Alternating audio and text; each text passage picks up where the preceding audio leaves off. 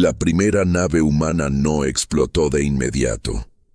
Se abrió como una fruta demasiado madura bajo el impacto azul, dejando escapar cuerpos, metal y gritos congelados en el vacío.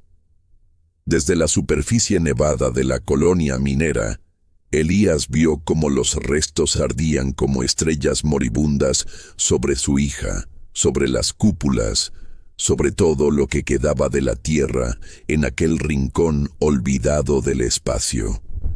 La transmisión de emergencia crepitaba en su comunicador, voces rotas pidiendo evacuación, alguien suplicando por niños atrapados bajo un módulo derrumbado, y luego el sonido más horrible de todos.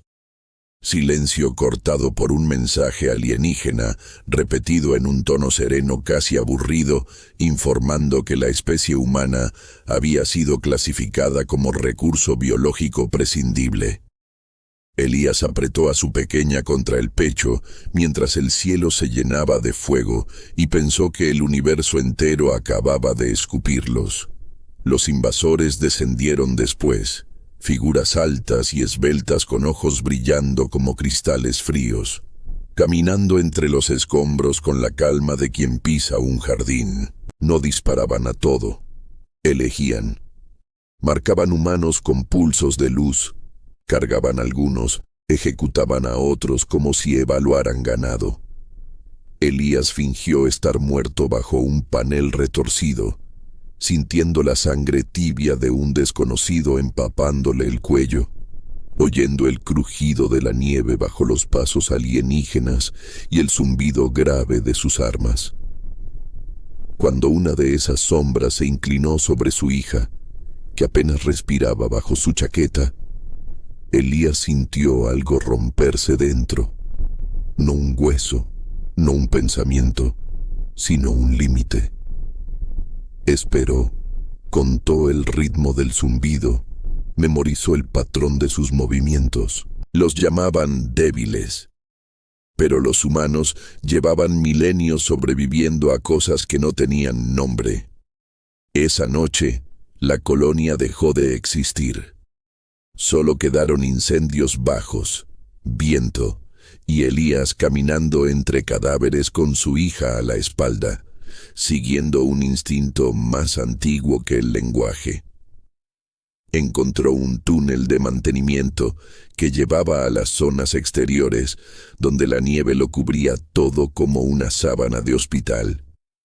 Desde lejos, vio otra silueta pequeña moviéndose entre montículos blancos, temblando, sosteniendo algo entre las manos. Se acercó con cuidado, cuchillo en mano, y descubrió a una niña alienígena, piel azul pálida, ojos demasiado grandes, vestida con harapos térmicos, ofreciendo varillas luminosas a nadie, como si siguiera un ritual aprendido.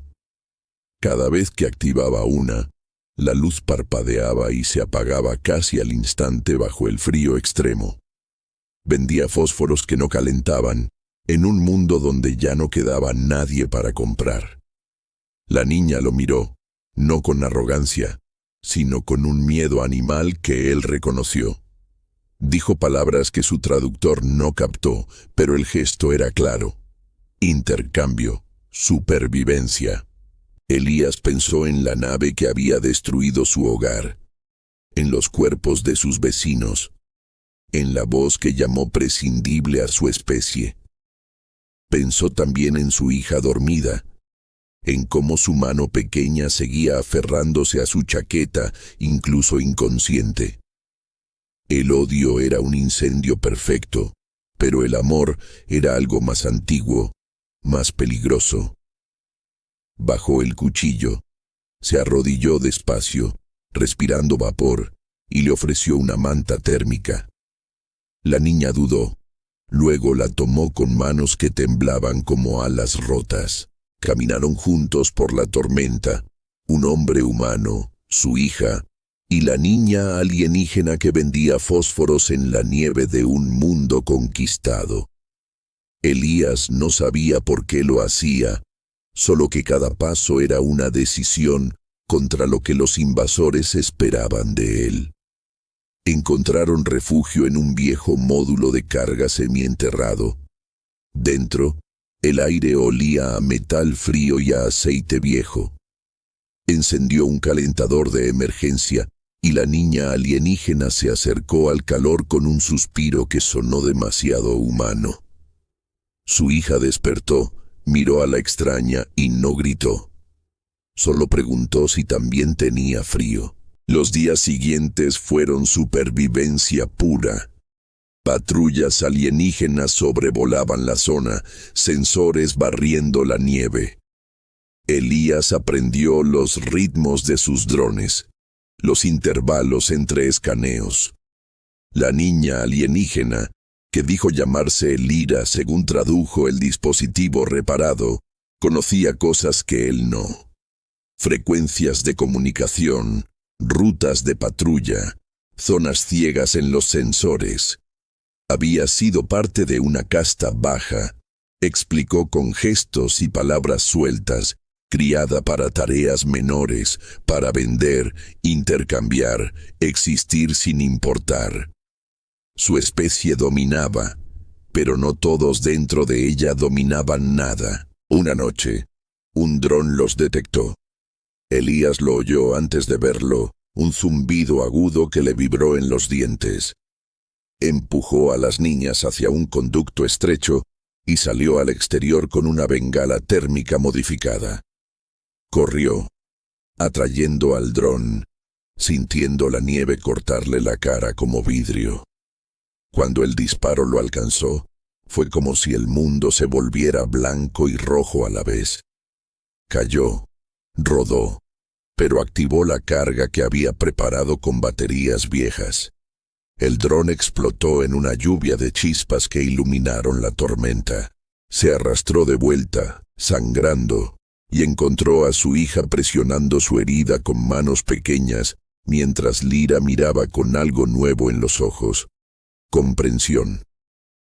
Los alienígenas empezaron a notar anomalías, drones perdidos, señales falsas, pequeñas explosiones en depósitos. Pensaban que eran fallos técnicos. No concebían que los mismos seres que habían catalogado como prescindibles estuvieran estudiándolos con paciencia de depredador herido. Elías no era soldado de élite ni héroe de leyenda, era un padre solo, pero los humanos habían construido civilizaciones enteras con gente así, tercos, rotos, imposibles de borrar.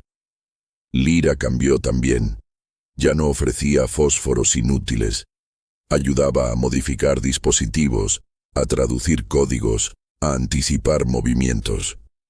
Entre ella y la hija de Elías nació una amistad silenciosa, compartiendo comida racionada, dibujos hechos con carbón en las paredes del módulo.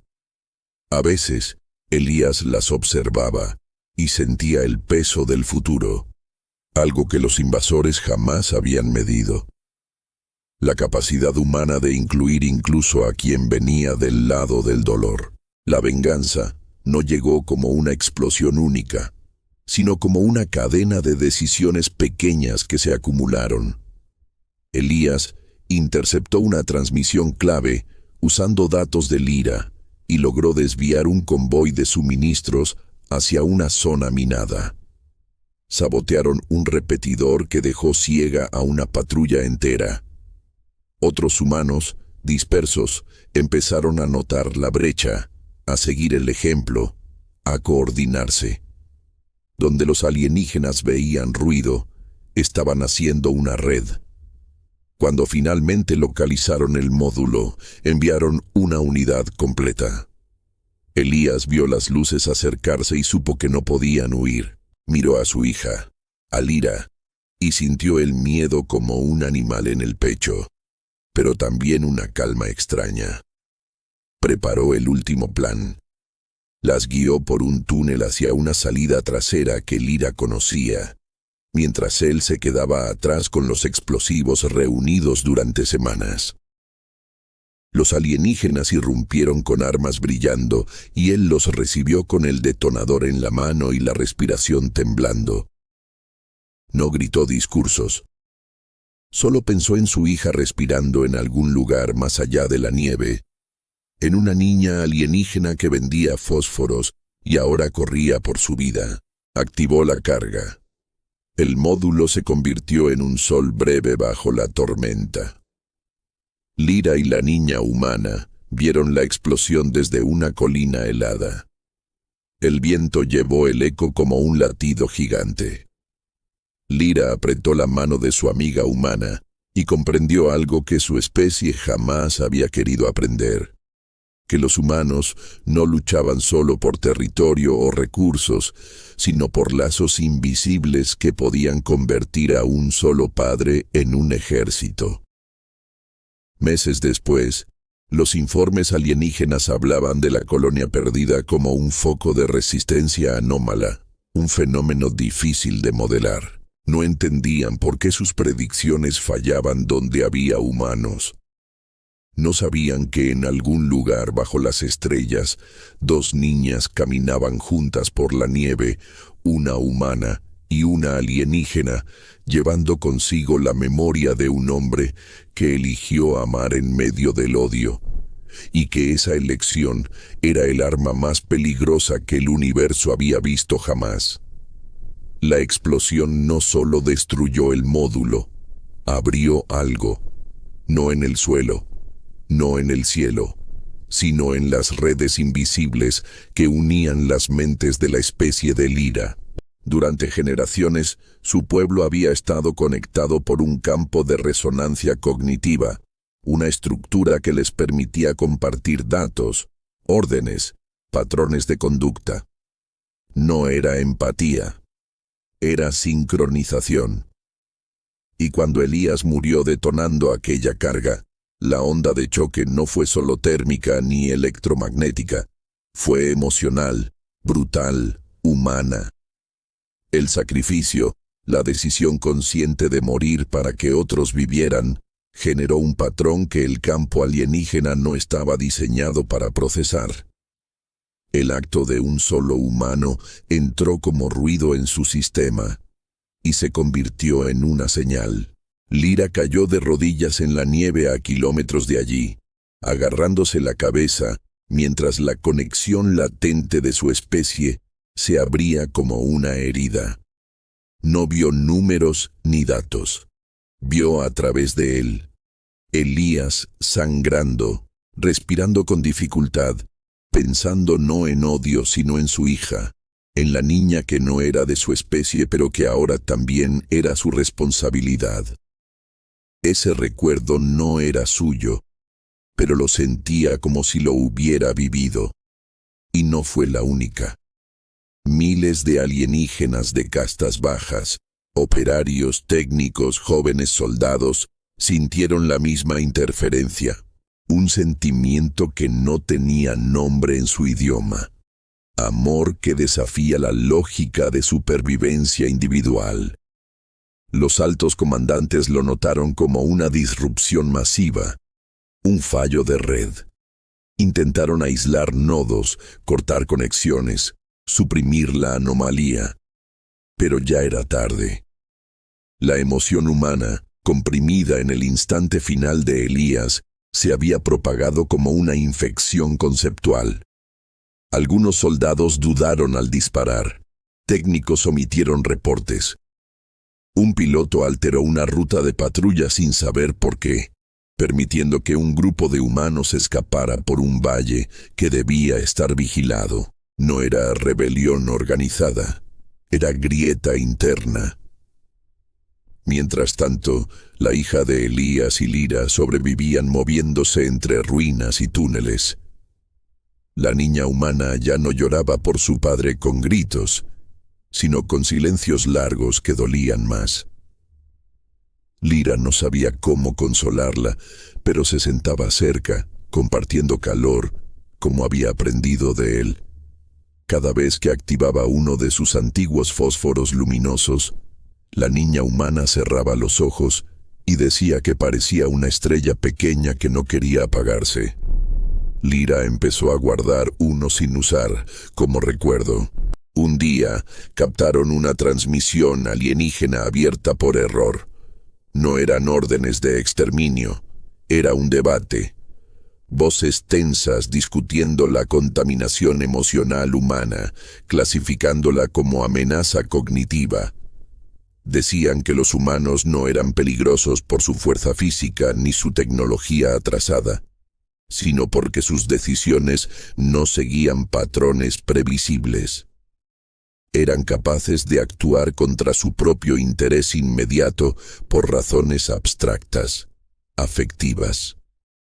Eso rompía todos sus modelos de dominación. La noticia se extendió entre los humanos dispersos. Algo estaba pasando dentro del enemigo. Las patrullas eran menos eficientes. Algunos puestos quedaban abandonados sin explicación. Y en medio de ese caos silencioso, la historia del hombre que murió por 2 niñas empezó a circular como un susurro, luego como un símbolo. No un general, no un héroe oficial, solo un padre. Y eso era peor para los invasores, porque no sabían cómo combatir algo tan común. Pero el imperio alienígena no cayó. Se adaptó. Los comandantes aislaron a las castas afectadas, crearon unidades puras, desconectadas de la red emocionalmente contaminada. Estas fuerzas eran más frías que antes, más brutales. Donde encontraban humanos, ya no evaluaban, ejecutaban sin mirar. Las colonias restantes ardieron con una ferocidad nueva. La respuesta humana había provocado miedo. Y el miedo en especies dominantes suele volverse crueldad. Lyra sintió esa fractura también. Parte de su gente despertaba, otra se endurecía. Comprendió entonces que Elías no había ganado una guerra. Había iniciado algo peor y más grande, una transformación. Los humanos no estaban destinados solo a resistir, sino a alterar a quienes los tocaban, incluso a quienes intentaban borrarlos. Su poder no era destruir, sino obligar a otros a mirarse por primera vez. Una noche, escondidas en un hangar abandonado, Lyra le dijo a la niña humana que su padre no había muerto en vano. El traductor tartamudeó, buscando palabras que no existían en su lengua para describir sacrificio elegido. La niña escuchó, apretando el fósforo guardado entre los dedos, y respondió que su papá siempre decía que las cosas pequeñas podían cambiar cosas muy grandes, como una chispa en un bosque seco. Arriba, en la órbita del planeta, una nave alienígena cambió de rumbo sin orden directa. Su piloto, afectado por la anomalía, no pudo explicar por qué decidió no bombardear la zona donde sensores débiles detectaban movimiento humano. Solo sintió que algo en su interior, algo que no encajaba con su entrenamiento, le decía que no.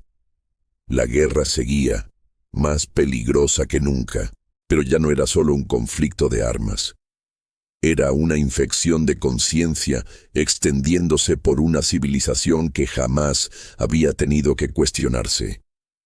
Y en el centro de todo, como una chispa diminuta en la nieve de un mundo muerto, permanecía la memoria de un hombre humano que vio a una niña alienígena vendiendo fósforos y decidió llevarla a casa. El cambio no se detuvo en la especie de Lyra.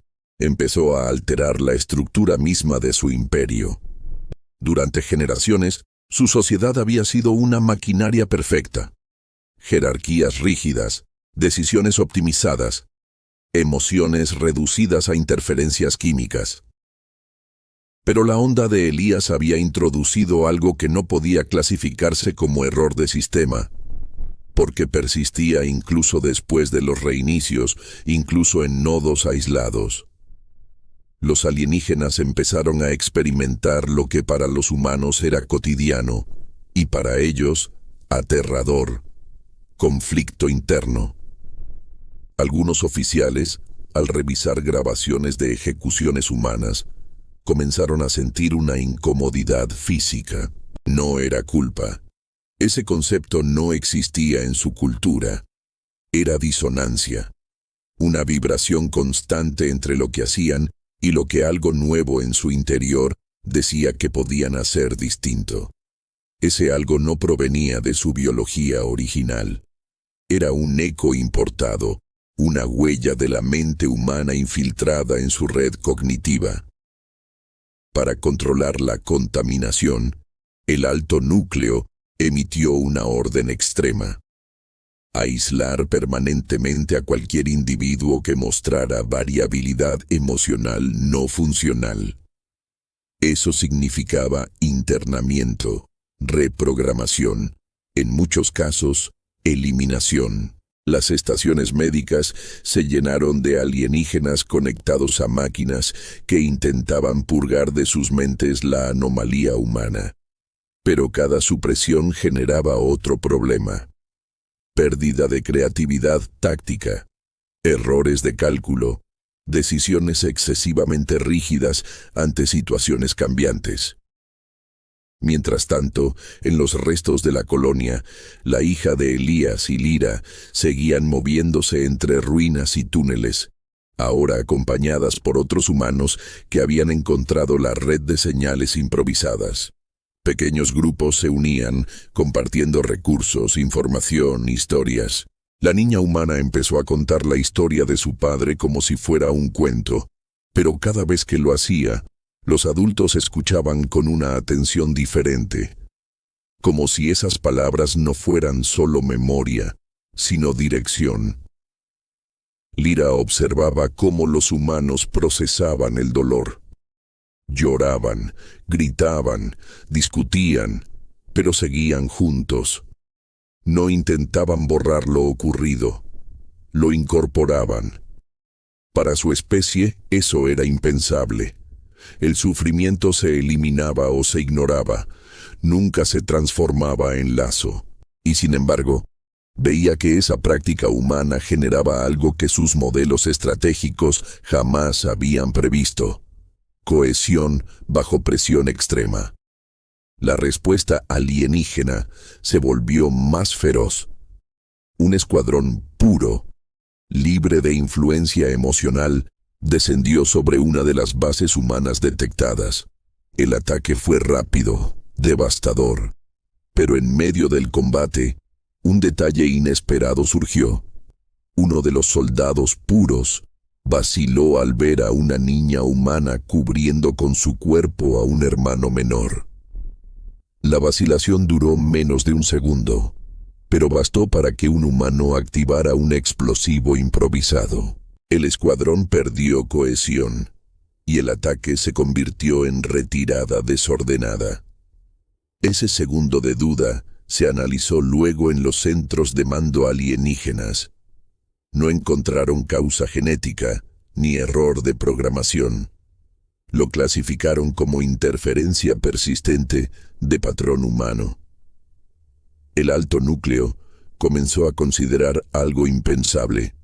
La humanidad no era solo una amenaza militar o biológica. Era una variable evolutiva que, de integrarse, transformaría irreversiblemente su especie. Y esa transformación no garantizaba dominación, garantizaba incertidumbre. Para los humanos, la guerra seguía siendo brutal, física, sangrienta. Pero debajo, algo más profundo estaba ocurriendo. Cada acto de resistencia, cada sacrificio, cada historia compartida, no solo debilitaba la ocupación, sino que amplificaba la anomalía dentro del enemigo. La hija de Elías, mirando una noche el cielo lleno de naves hostiles, apretó el fósforo que aún guardaba. Lo encendió por primera vez desde que su padre murió. La llama azulada tembló en el viento helado, pequeña, casi ridícula frente a la inmensidad del conflicto. Lira la miró, y a través de la conexión residual de su especie, sintió que miles de mentes alienígenas percibían esa chispa como una señal imposible de interpretar. No era un arma, no era una amenaza física, era un recordatorio de que algo diminuto, elegido con intención, podía alterar sistemas gigantescos. Y por primera vez en la historia de su imperio, los alienígenas empezaron a preguntarse no cómo derrotar a los humanos, sino en qué podrían convertirse si no lo hacían. La pregunta se propagó por el imperio como una grieta invisible. No se transmitía en palabras, porque su red no estaba hecha para eso. Se filtraba como latencia, como pequeños retrasos en decisiones que antes eran instantáneas. Un comandante tardaba una fracción de segundo más en autorizar un bombardeo. Un ingeniero revisaba 2 veces un cálculo que habría sellado la muerte de miles. No era compasión todavía, era duda. Y en una civilización construida sobre la certeza, la duda era un terremoto. El alto núcleo respondió con una solución final: crear una barrera cognitiva que bloqueara cualquier patrón emocional humano en su red, un cortafuegos mental a escala planetaria. Para activarlo necesitaban un ancla biológica humana, un cerebro vivo conectado como referencia negativa, para aislar y filtrar la señal. Cuando capturaron a un grupo de humanos en una emboscada, entre ellos iba un niño con los ojos demasiado grandes para su cara sucia de ceniza. Lo llevaron a una instalación subterránea, fría como el interior de una máquina, donde las paredes vibraban con campos invisibles. Lyra sintió el tirón a través de su conexión residual, como si alguien hubiera agarrado su espina dorsal. La red se tensaba alrededor de un punto.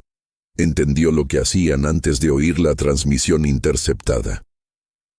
Elías había muerto para abrir una grieta. Ahora querían sellarla usando a otro niño como tapón. La hija de Elías no dudó. Miró a Lyra y dijo que no otra vez. Su voz era baja, pero tenía el peso de algo antiguo. El pequeño grupo humano se preparó para un asalto que, en términos lógicos, era suicidio. Armas escasas, munición limitada, un mapa incompleto basado en datos que Lyra extrajo de recuerdos prohibidos. Avanzaron por túneles helados, respirando vapor, el metal crujiendo bajo botas mojadas. Dentro de la instalación, el niño humano estaba conectado a una matriz de luz pálida. No gritaba, estaba demasiado débil. Los alienígenas técnicos trabajaban con precisión fría, intentando mapear el patrón humano para negarlo. Pero al hacerlo, se exponían más profundamente a él. Cada lectura, cada análisis, era también un contacto. Cuando el grupo irrumpió, no fue una batalla épica con explosiones masivas. Fue sucio, cercano, desesperado. Disparos en pasillos estrechos, el olor metálico de la sangre mezclado con ozono, gritos humanos y chasquidos alienígenas rebotando en paredes.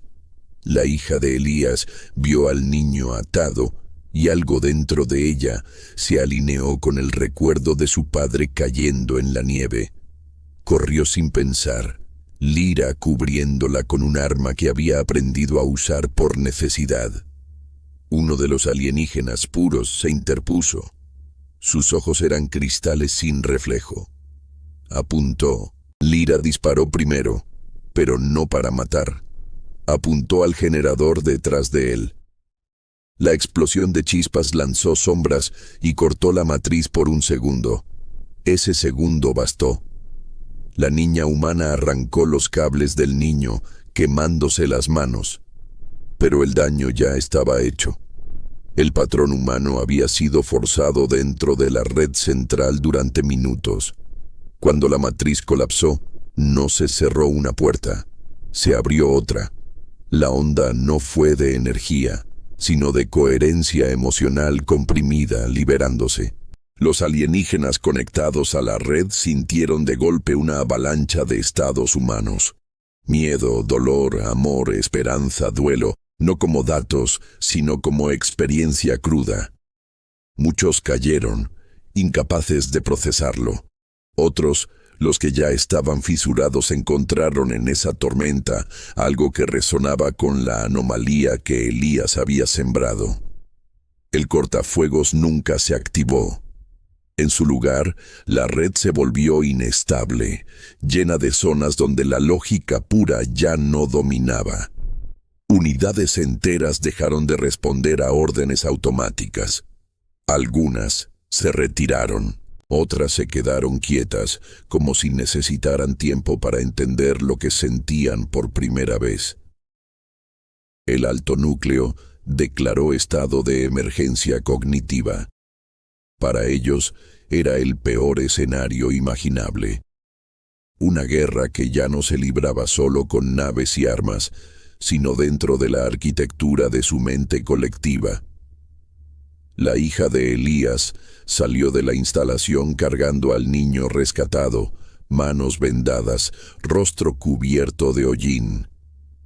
Lyra caminaba a su lado, respiración irregular, sabiendo que acababan de cruzar un umbral sin retorno.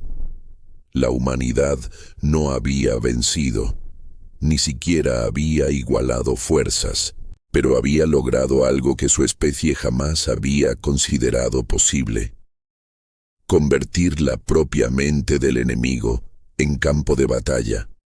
Arriba, en la órbita, algunas naves alienígenas se quedaron suspendidas, sin recibir ni enviar órdenes claras. En su silencio, en esa pausa imposible, se sentía el peso de una pregunta que ya no podía borrarse. Si estos seres, tan frágiles y sangrantes, eran capaces de tal efecto, ¿qué sería del universo si sobrevivían? Y la respuesta, temblando como la llama de un fósforo en la nieve, apenas empezaba a arder. El silencio en la órbita no duró. El alto núcleo no podía permitirse pausa, así que hizo lo que siempre hacía ante lo incomprensible. Escaló. Desconectó sectores completos de la red, sacrificando millones de mentes de castas bajas como si fueran nodos defectuosos, aislándolos en burbujas cognitivas donde ya no podían influir ni ser influidos.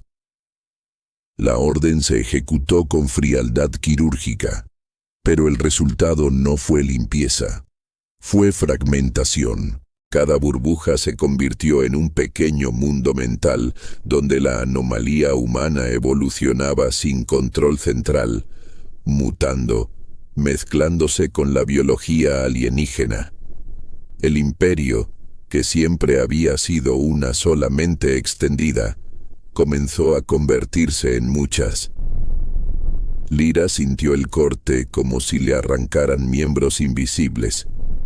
Voces que siempre habían estado al fondo, como un murmullo lejano, desaparecieron de golpe. Cayó de rodillas en la nieve, respirando con dificultad, y la hija de Elías la sostuvo, sus manos pequeñas pero firmes. No entendía la red, ni la arquitectura mental de la especie de Lyra, pero entendía la pérdida.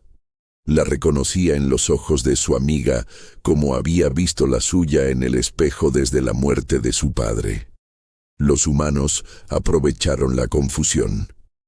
Grupos dispersos comenzaron a atacar puestos aislados, no por gloria, sino por necesidad. Cada éxito era pequeño, sangriento, costoso, pero en cada enfrentamiento los alienígenas mostraban fisuras. Algunos luchaban con ferocidad mecánica, otros dudaban, miraban a los humanos con algo que ya no era simple cálculo. Esa diferencia era ahora una línea de fractura en su civilización. Entonces llegó la revelación más peligrosa. Analizando los datos robados de la instalación, Lyra descubrió que la red de su especie no era solo comunicación, era también estabilizador biológico. Sus cerebros, evolucionados para interconectarse, dependían de la coherencia colectiva para mantener equilibrio neuroquímico. Al fragmentarla, el alto núcleo había iniciado un proceso de degradación a largo plazo. Su intento de purgar la influencia humana estaba matando lentamente a su propia especie. Cuando Lyra explicó esto, su voz temblaba. No era victoria, era condena compartida. Si el imperio colapsaba de golpe, miles de mundos, incluidos los humanos ocupados, quedarían sumidos en caos sin control ambiental ni sistemas de soporte. La venganza absoluta significaba extinción mutua. La hija de Elías escuchó, apretando el fósforo apagado entre los dedos, y comprendió algo que dolía más que el odio. Su padre no se había sacrificado para destruir, sino para proteger, incluso a quien no era de su especie. El siguiente movimiento humano no fue un ataque, sino un mensaje. Usando transmisiones pirateadas, enviaron a la red fragmentada un patrón simple: grabaciones de voces humanas contando historias, risas, canciones, recuerdos de quienes habían muerto. No órdenes, no amenazas, experiencia cruda. En las burbujas cognitivas alienígenas, esas señales actuaron como estabilizadores improvisados. Donde llegaban, la degradación mental se ralentizaba. El alto núcleo lo detectó con horror. La misma anomalía que intentaban erradicar se estaba convirtiendo en el único factor que mantenía funcional a su especie. La hija de Elías, observando las estrellas desde una colina helada junto a Lyra y el niño rescatado, entendió que la guerra había cruzado un punto sin retorno. Los humanos ya no eran solo resistencia, se habían vuelto componente estructural de la supervivencia del enemigo. Los alienígenas que antes veían a la humanidad como recurso prescindible, empezaron a verla como algo peor para su orgullo y más peligroso para su ideología. Indispensable. Y en ese reconocimiento forzado, nació una tensión nueva, más inestable que cualquier batalla. Porque una civilización que necesita a quien intentó exterminar, debe decidir qué es primero, su miedo o su futuro. La decisión no se tomó en una sala de mando ni en un consejo iluminado por hologramas. Se tomó en miles de mentes aisladas, temblando en burbujas cognitivas que el alto núcleo ya no podía controlar del todo. Alienígenas que nunca habían tenido que elegir entre doctrina y experiencia, comenzaron a recordar, no datos, sino sensaciones prestadas, el instante en que un humano se interpuso entre el peligro y alguien más. Ese patrón, repetido millones de veces a lo largo de la historia humana, se había convertido en una especie de ancla dentro de su caos mental. Donde lo aceptaban, su degradación se ralentizaba. Donde lo rechazaban, la fragmentación avanzaba como hielo rompiendo roca. El alto núcleo, enfrentado a la posibilidad de colapso biológico de su especie, envió por primera vez una señal que no era orden ni amenaza, sino solicitud. No usaron la palabra ayuda. Su idioma no la tenía en ese contexto, pero el mensaje era claro. Proponían un intercambio, una integración controlada del patrón humano para estabilizar su red, a cambio de cese de exterminio y retirada gradual de los mundos ocupados. Era un acto que para ellos equivalía a arrodillarse. Los humanos no celebraron. Sabían que podía ser trampa, que el enemigo seguía siendo inmensamente más poderoso. pero también entendían que algo fundamental había cambiado. La hija de Elías fue parte del grupo que respondió, no por rango militar, sino porque su historia se había convertido en símbolo. Habló frente a una transmisión abierta, voz joven pero firme, diciendo que no buscaban su destrucción, solo que dejaran de tratarlos como cosas. Dijo que su padre había muerto para proteger, no para vengarse, y que si el universo iba a seguir adelante, tendría que aprender a hacer lo mismo. Lyra, a su lado, tradujo no solo palabras, sino intención, enviando junto al mensaje un flujo de memoria emocional que su especie ahora podía percibir. El alto núcleo recibió no argumentos estratégicos, sino la experiencia directa de lo que significaba perder y aún así elegir no odiar para siempre. La retirada comenzó lentamente, con desconfianza en ambos lados. Algunas facciones alienígenas rechazaron el acuerdo y siguieron atacando, pero se encontraron cada vez más aisladas, sin apoyo de la red que dependía ahora de la influencia humana para mantenerse estable. Otras empezaron a intercambiar conocimiento, tecnología, incluso presencia física limitada en zonas humanas bajo estrictas reglas. La guerra no terminó en un tratado glorioso, sino en una transición tensa, frágil, llena de cicatrices abiertas. Muchos humanos nunca perdonaron y muchos alienígenas jamás aceptaron del todo la transformación de su especie. Pero la alternativa, extinción mutua, era peor. En una colina nevada, años después, la hija de Elías, ya mayor, observaba un cielo donde naves humanas y alienígenas compartían órbitas sin dispararse. A su lado, Lyra sostenía un fósforo antiguo, gastado, que nunca volvió a encender. No lo necesitaban. La chispa que representaba ya estaba en todas partes. Sabían que el universo seguía siendo peligroso, que otras especies, otros imperios, podían surgir sin haber aprendido esta lección. Sabían que la paz era una decisión que debía repetirse cada día, no un estado permanente. Pero también sabían algo que ninguna de sus dos especies había entendido antes de la guerra, que la mayor fuerza no era destruir al enemigo, sino cambiar lo que significaba ser enemigo. Y si quieres seguir explorando estos rincones del cosmos donde la humanidad, incluso rota y sangrante, logra alterar destinos mucho más grandes que ella, quédate cerca de estas historias, porque en un universo lleno de oscuridad, las chispas más pequeñas todavía pueden incendiar las estrellas.